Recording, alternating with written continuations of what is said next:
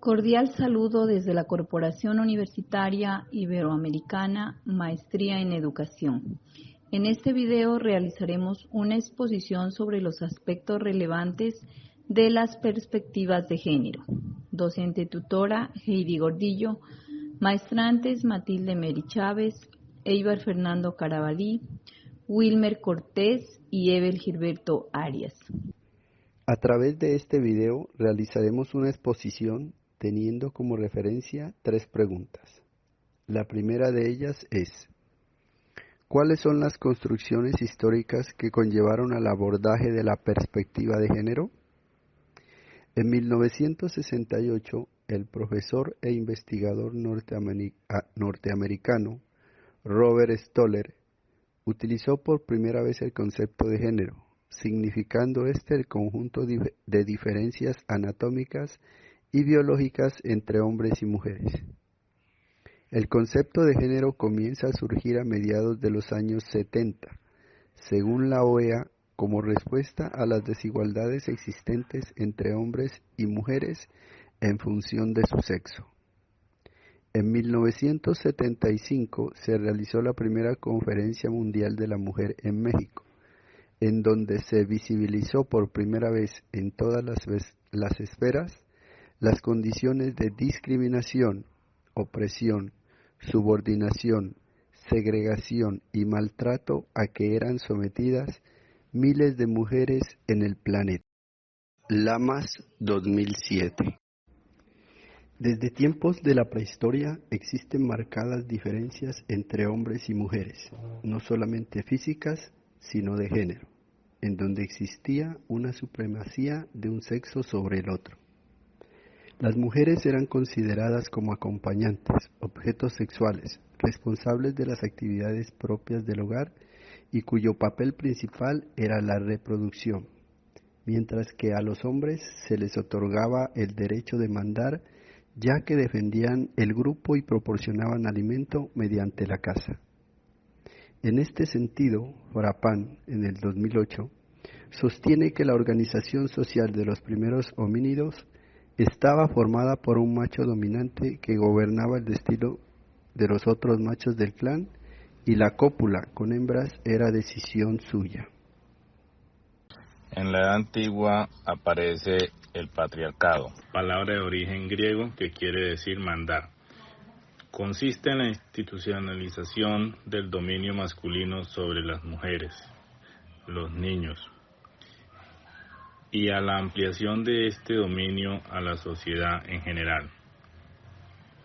Las familias empiezan a acumular bienes, las actividades de la vida cotidiana se dividen y las normas implantadas permiten solo a los hombres el desarrollo de actividades productivas y a las mujeres de actividades domésticas.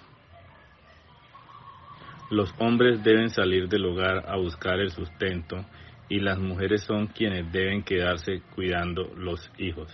De esta manera se ejerce un control sobre la mujer y los hombres desempeñan un papel protector y proveedor, ya que ellos poseen el atributo natural del poder, la fuerza y la agresividad.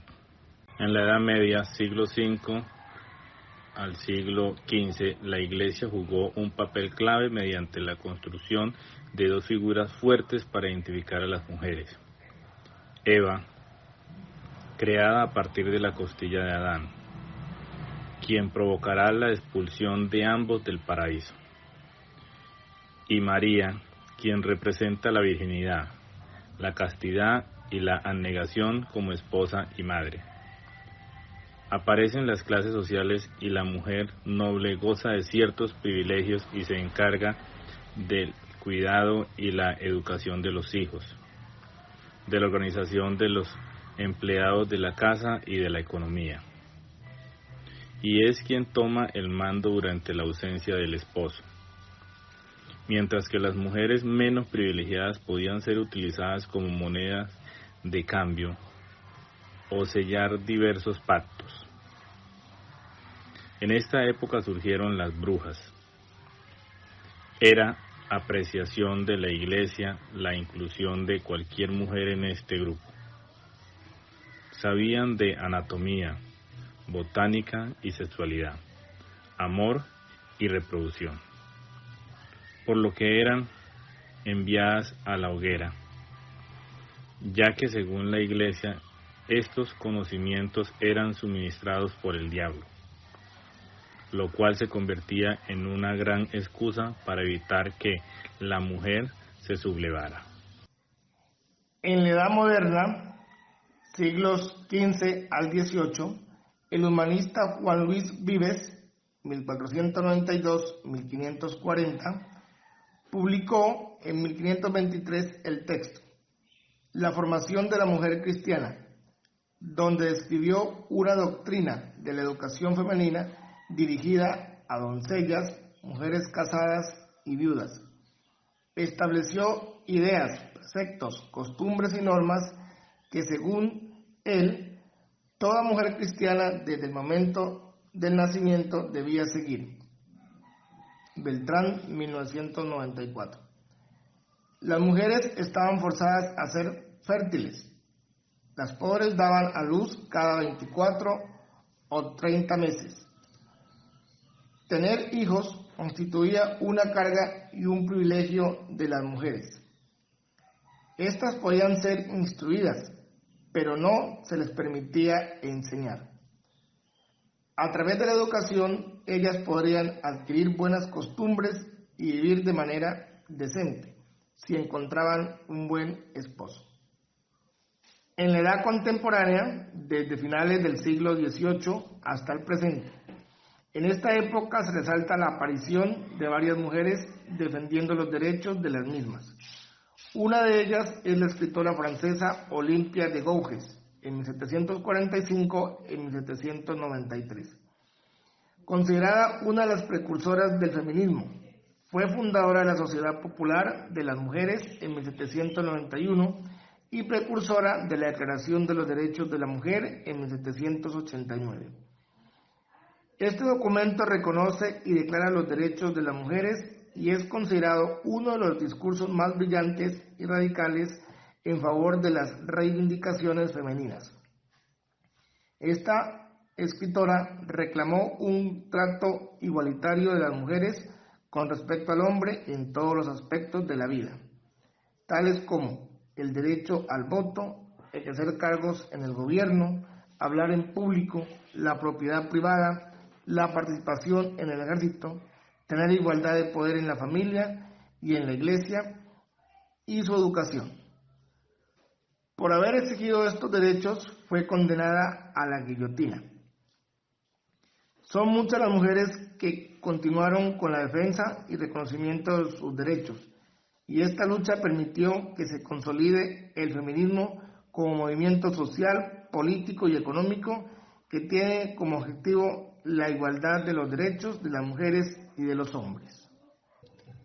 La segunda pregunta en esta exposición es: ¿cuál es la relación de la historia de las mujeres, los derechos humanos con la construcción de la perspectiva de género?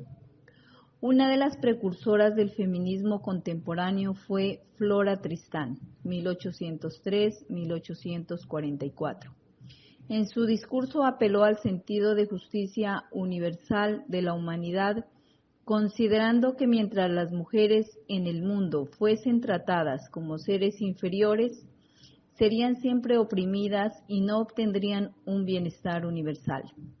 Ella hace un llamado a la necesidad de una unión obrera que promoviera la educación de las mujeres, ya que a través de la mejora intelectual, moral y material es como la clase obrera podría progresar. De Miguel y Romero, 2003. El reconocimiento de los derechos de la mujer ha sido a través de la historia una constante lucha que resalta la fuerza, tenacidad y resiliencia de esta.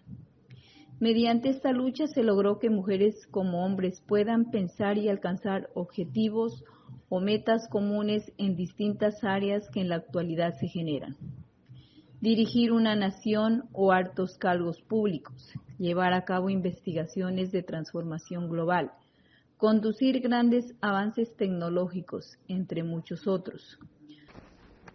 Finalmente, la tercera pregunta. ¿Cómo se genera el encuentro de la educación y la perspectiva de género? Durante los últimos años, la igualdad entre géneros se ha manifestado a través de resoluciones y declaraciones de organismos internacionales, tratados, acuerdos y conferencias mundiales de educación y cultura. El proceso de educación social debe iniciar en la familia y posteriormente fortalecerse en la escuela. Pero en muchas ocasiones, estos entes más la sociedad permiten o generan conductas que incrementan las desigualdades entre hombres y mujeres.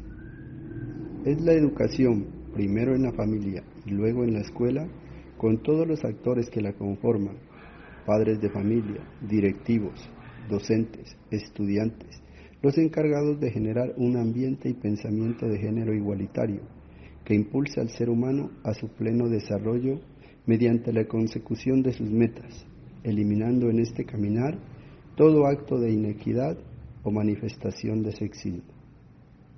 Esa debe ser la tarea de la educación a nivel global, en cuanto a la equidad de género y muchos otros aspectos que reclama la humanidad para su supervivencia, en un planeta que muestra su inconformismo a la supremacía de unos pocos.